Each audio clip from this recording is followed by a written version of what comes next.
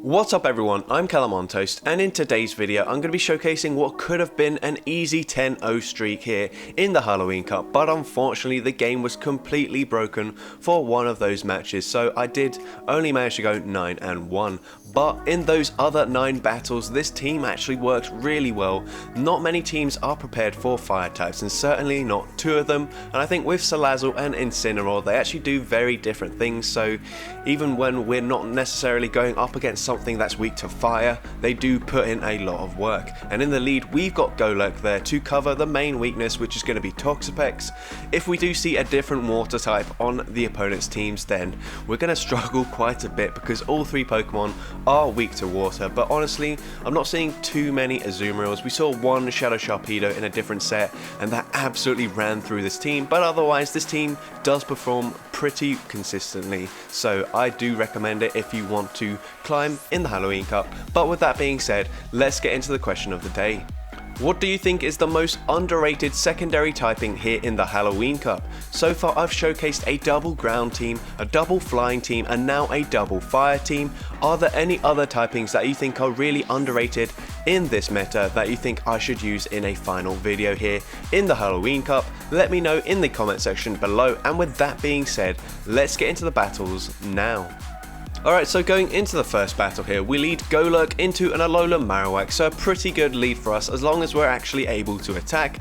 And it looks like our fast moves are caught up now. Not sure if we've got exactly the same amount of fast moves through as my opponent, but I'm going to let the Bone Club go through, go for a Shadow Punch, and this should get a shield or take out the Marowak. We do get the shield here, and I'm actually just going to let the Golurk go down. They might be double weak to the ground typing, but I don't really care. I'm going to come in with Incineroar and get a massive energy advantage going into whatever they have in the back. They're going to go for a Bone Club. That doesn't really do that much damage. We still have half our health remaining. We have nearly 100 energy. We're going to go for a Flame Charge here. This will boost my attack, and a second charge move probably gets a shield from this Nidoqueen, and we should be in a pretty good position. We go for the second Flame Charge, we get the final shield. I'm going to actually force this Nidoqueen to throw their energy, but I'm actually going to shield here just in case they have something in the back that we can beat with the Incineroar. My opponent tries to catch a Poison Fang, but I hold on to my energy and I'm going to be able to incinerate, farm down the S-Cav, and then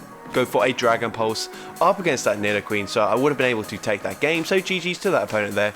Into the next game, my opponent actually swaps out straight away into a Dragalge, so that's very questionable because this is a very comfortable matchup and we're going to be able to easily just Mud Slap, farm them down, and we're going to see what my opponent comes into next.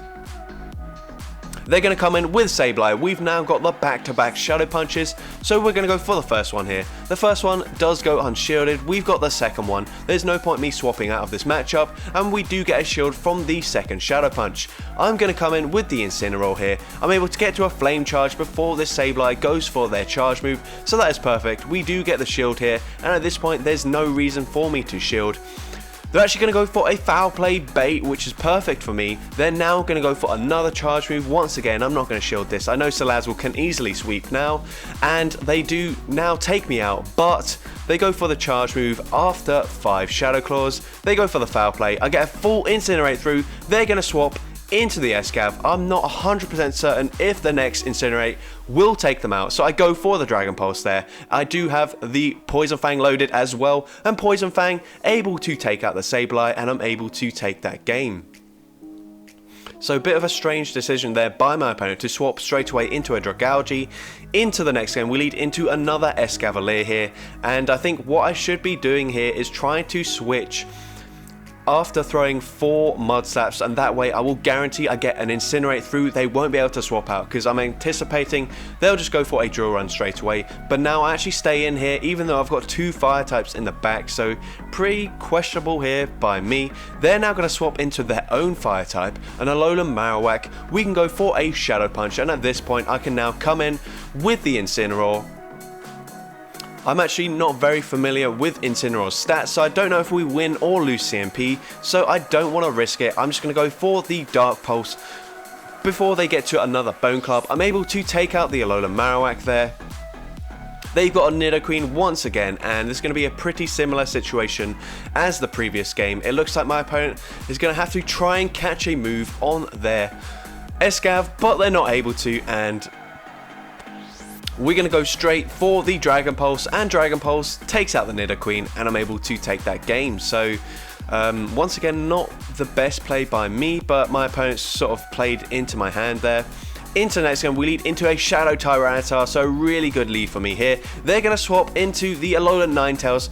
I'm really hoping that this isn't a double Fairy team, because otherwise we might still be in a bit of trouble here. We're going to go for the Poison Fang. Before they get to a Side Shock, we take out the Ninetales, and I'm able to get to one more Poison Fang up against the Tyranitar. It is resisted, but that does a decent chunk of damage. I'm going to come in with the Golurk, but unfortunately this Tyranitar will be able to get to a charge move before I'm able to Mud Slap farm them down, which is unfortunate. They go for a crunch, it doesn't debuff my defense, and they've actually got a purified Golbat in the back, so I wasn't expecting this, but we should be okay here. They're going to have to commit to a Shadow Ball if they want to take me out. Of course, they are resisting the Mud Slaps, but we do manage to get a shield here with that second Shadow Punch. They're going to go for the charge move. It's Poison Fang, it's double resisted, we do tank it, we're going to swap out here. Come in with the Incineroar. They do have a ton of energy already loaded. They're able to get to another Poison Fang, and we will shield up this time. Of course, that does mean the next Poison Fang probably will take me out, but what I don't want is for the Golbat to be able to Wing Attack, farm me down, because I don't quite have a charge move on my Golurk. So far, they go for another Poison Fang, but they're so low that one Mud Slap takes them out, and I'm able to take that game. So GG's to that opponent there. Into the next game here, and you see we're going to be finding the match here. This is the game where everything just goes to crap, and unfortunately we're not able to win this game, so we're still finding the match here. We see the battle starting, takes us out there, and then it just takes me to the regular overworld map here, and I wasn't really paying attention. I think I was watching a YouTube stream at the time, and then I'm like, oh god, this is not me finding a match, and we click on the battle here, and you see our Golurk has already been taken out, and that is my Dragalge counter. So yeah, there was nothing I would have been able to do there. They probably had 100 energy, and yeah, unfortunately we do lose that one. But into the next set here, we're going to lead into an Umbreon, so really not a good lead for us here. We're going to go for a Dragon Pulse up against this Toxapex, and that's going to do a decent amount of damage, and we're able to, once this Incinerate goes through, get them into the yellow health, and that does mean that when we get to the second Dragon Pulse here, this will probably force a shield up against the Toxapex, and we are able to get that shield, and they're going to throw a charge move just before I get to the next charge move myself. Now I'm going to let this go through. Once I've gotten one shield down, I feel like I'm in a much more comfortable position. I'm going to come in with the Golurk and fully Mud Slap farm them down. The poison jabs are double resisted, so I can tank a brine here quite comfortably. I'm going to go for a dynamic punch up against this Umbreon. Umbreon is super bulky, so this only does about 50% of its health, but now I'm going to swap into the Incineroar, let this charge move go through. It is just a Dark Pulse, so perhaps they're running Dark Pulse and Psychic. That's going to make this matchup a lot easier for me. We're going to go for a Flame Charge. Now my opponent is going to come in with a Frost Slash. We're going to go for another Flame Charge up against the Frost Slash. We get the final shield from my opponent. They're going to be able to get to an Avalanche. This will do more than a Dark Pulse from the Umbreon, so I'm going to shield it up. I'm able to get to another Flame Charge. I'm just going to throw it straight away. I don't want to put myself into range where a Dark Pulse is enough to take me out, because this Umbreon does have energy. They go for a Psychic this time, and yeah, there's nothing they can do now. We're going to go for the Flame Charge, and Flame Charge will easily be enough to take out the Umbreon from this range, and Incineroar is able to sweep that game there. So GG's to that opponent. Into next game, a very good lead. All three of my Pokemon actually do very well up against Galvantula. They're going to save swap into the Sableye here. We're going to go for the extra Snarl, which is perfect. We're going to shield up this charge move. It is a foul play bait, which is unfortunate. We're going to go for the Flame Charge here, and this will be able to boost our attack, and we're going for another Flame Charge straight away up against the Sableye. Do they want a shield? Yes, they do. And at this point, we should be able to shield once, and if this is a return, which it is, we're going to be able to fully Snarl, farm them down, which is perfect. We're going to see what they come in with next. They're going to come in with the Drapion. We're going to go for another Flame Charge up against the Drapion. That does massive damage now. We're double boosted. We're triple boosted now. This will be getting the final shield from this Drapion. and they actually swap there into the Galvantula. We're going to go for another Flame Charge. We are quad boosted. Flame Charge takes out the Galvantula, and Incineroar is nearly able to sweep a full team there. And at this point, I'm going to come in with the Salazzle, force them to throw a Crunch, and then just swap into the Golurk, and I should be able to take them out with one Mud Slap, and I'm able to take that game there. So GG's to that opponent there. Into the next game, we lead into another Umbreon.